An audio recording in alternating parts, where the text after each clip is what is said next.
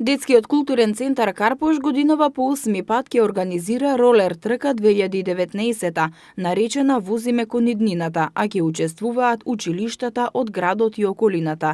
Како што информираат од ДКЦ Карпош, целта на оваа рекреативна масовна акција е развивање на спортскиот дух на нашите најмлади, како и создавање навики за спортување. Со мислата во здраво тело, здрав дух, сакаме да ги анимираме нашите најмлади да ги засакаат ролерите и да го развијат духот на масовна дружба.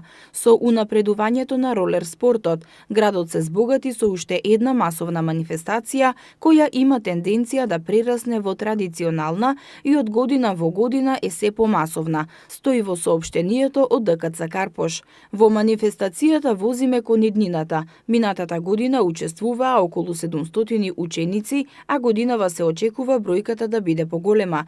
Учесници се деца од 30 и повеќе основни училишта од градот и околината.